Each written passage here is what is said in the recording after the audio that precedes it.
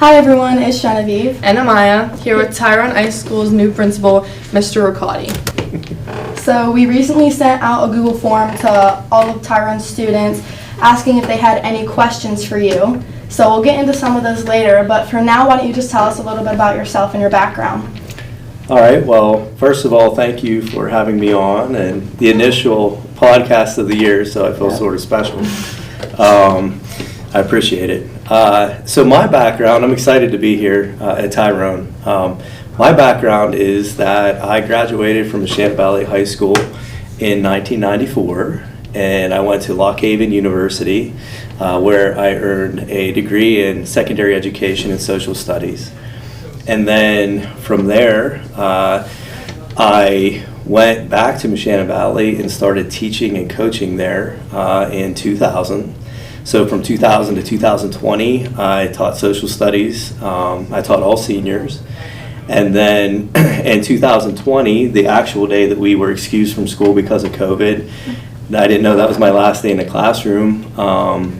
We did not go back to school that year, and then I was asked to be the assistant principal a couple months later, unbeknownst to me. And that summer I started as an assistant principal, and so I was the assistant principal there for 3 years, and then I moved to the Clearfield County Career and Technology Center, where we have 5 sending schools, with Michiana Valley being one of them. I was an assistant principal there, and then I ended up here. So Darin was sort of the last place that I thought that I would be at, but I grew up just up over the mountain from here in Janesville, Pennsylvania, so I always spent a lot of time in this area, so I was excited to have the opportunity. Yeah. Can you tell us anything about like your family or like what you like to do outside of school? Sure. So my wife, Stacy, is an instructional coach at West Branch High School. I have 2 kids who attend Phillipsburg, which I know that sometimes that's a rival. My daughter will be a senior this year, and my youngest daughter will be in 8th grade. My biggest hobby is I love the outdoors. I love sports, all that stuff. But I fly fish quite a bit on the Little Juniata River. I spend a lot of time down there. I tie my own flies, all those things. And then, I love to garden, canned sauce. I make my own tomato sauce, those types of things.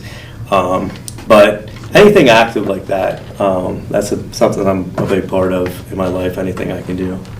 Yeah, so what's the biggest challenge that you've had to overcome throughout your life? I think probably for myself, we all have specific challenges to ourselves individually. Yeah. What we might be really strong at, our friends might not be, or vice versa.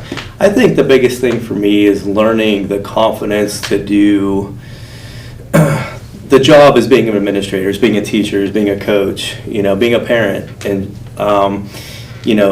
learning that you can do those things as long as you just work at it and you take the time to understand what the expectations are and how to work through some adversity. I think that as an educator, something I'm passionate about with helping students is that we all have different things that we're not that great at, and sort of how can we overcome those and continue to grow. And I think that's a challenge that I face every day. Coming here to Darin, a school is a school, but all the schools I've been involved in, we do the same things, but we did a little bit differently.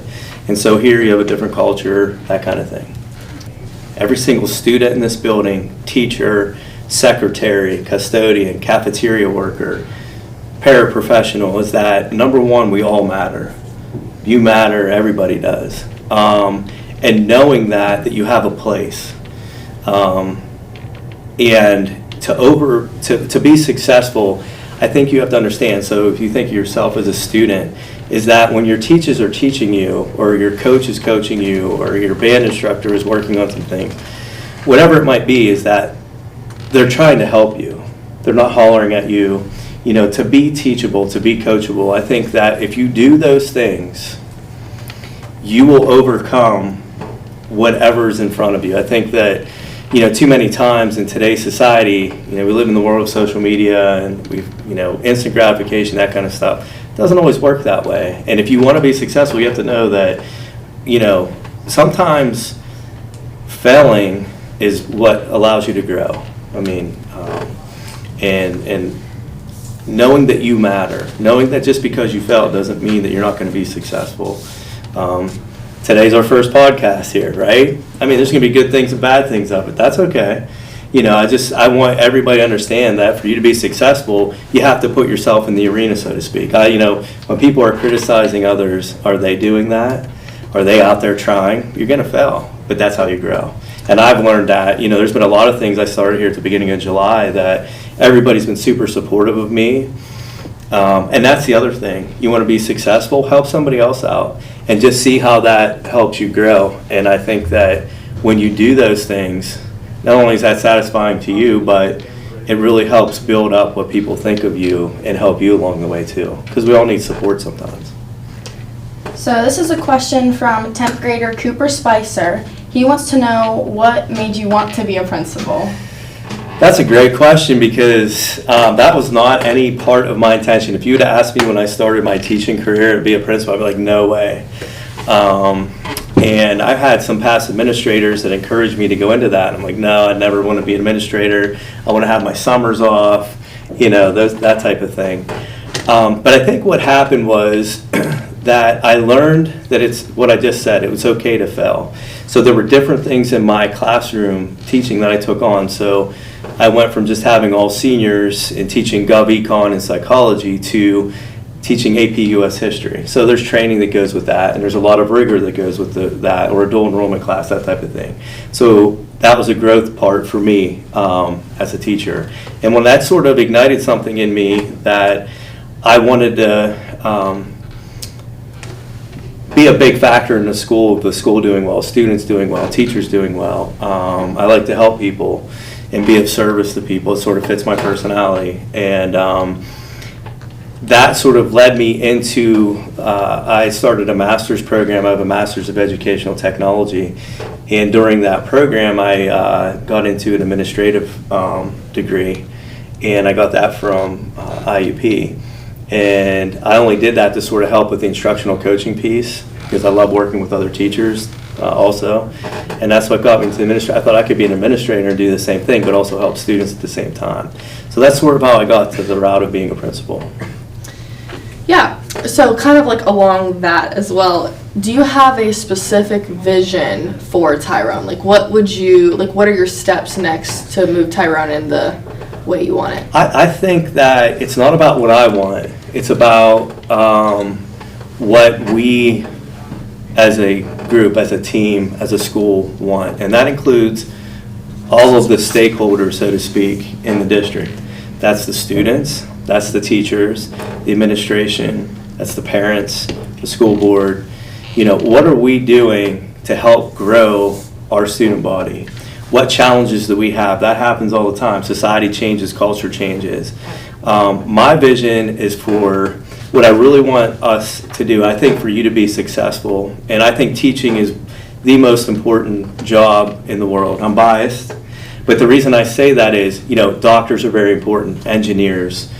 We can go on and on about different things, and every job out there has a very big value to society. But somewhere along the line, they had to have a teacher. If you talk to any of your teachers now, your parents or whatever, a lot of their core memories, good or bad sometimes, are teachers that they had. Embracing that rigor, understanding that adversity is life. You know, I think in our society since COVID, that we have a lot of students who don't want to be present in the building, or they don't want to be a part of a club, or they'd rather sit at home and do those types of things. And just because it's easier. And for me, I wanted to be someone that helps students understand that living is all about, and learning is all about embracing that and just working through it and doing it together. And that's why I say helping out others is a big thing. Yeah. Is there something specific about your job that makes you want to go to school? I love seeing other people be successful, and I love being a part to help along with that. I mean, you guys are students, you're here being a part of Eagle Eye and doing a podcast, and you know, this might be a career for you someday. It might be just something that helps you along your journey. And I think what helps me all the time is that I can impact the whole building more as a principal than just in my individual classroom. I mean, I had all of the students when I taught, the whole senior class.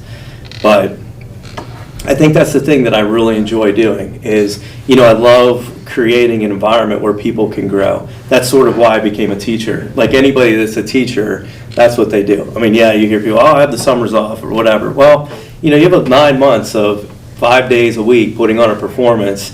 You don't get to go hide in a cubicle anywhere. You have to lead and guide your students to have some success, to learn. And I think that's something that helps me, And I'll admit, like working in the summers after having those few months off, it gives you a few weeks, the few weeks after school was out was always sort of a time to just sort of deflate a little bit and get back. You're mentally exhausted by the end of the year. And just adjusting to that, but knowing that I'm impacting the whole building is a big part of that.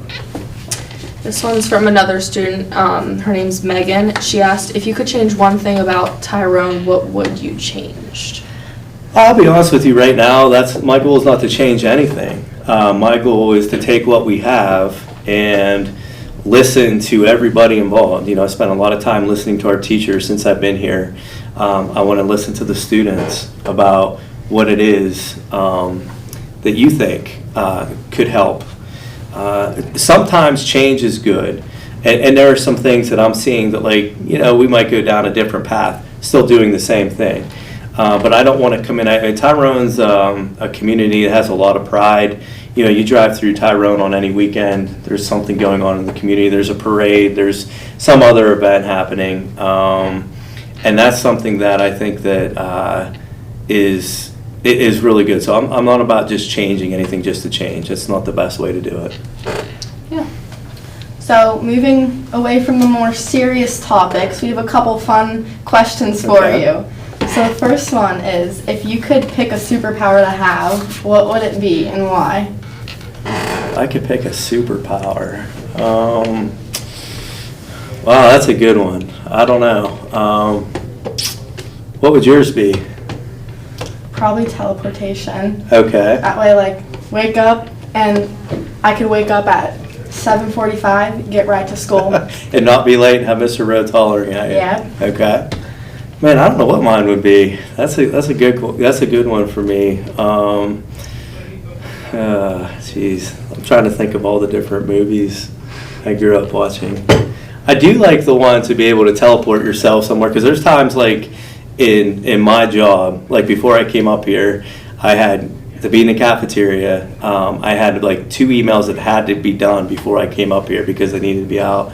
And I had stuff going on this morning. So if I could be in multiple places at one time that quick, that's a good one. So I stole yours, sorry. That's good. It's a good answer. Another one is, if you were a character in a movie, who do you think you would be?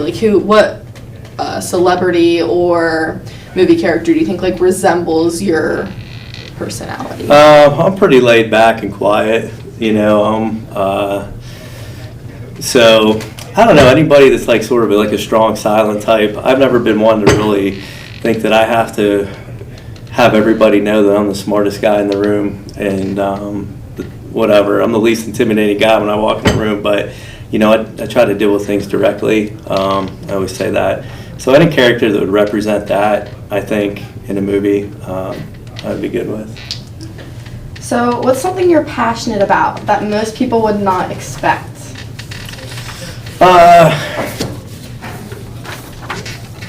My family, everybody expects that, but I really believe my family, my friends, being a really good friend is something that I really feel is important, or being a good person to other people. I'm never going to let anybody escalate me, and I think that the one thing I think that I really try hard is to let people know that I care, genuinely care. I'm just not going to ask you. I see students have probably seen you in the hallways different times. I always ask people how they're doing because I care about how you're doing in a day. I always try to make sure that in a leadership position that I am somebody you can depend on, and that's a lot of work for me.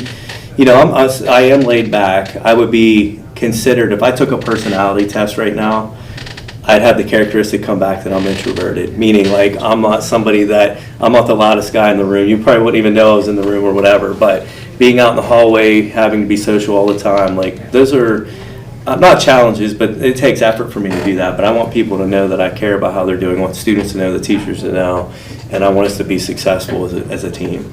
I don't really have any more questions. Do you have any more questions for him?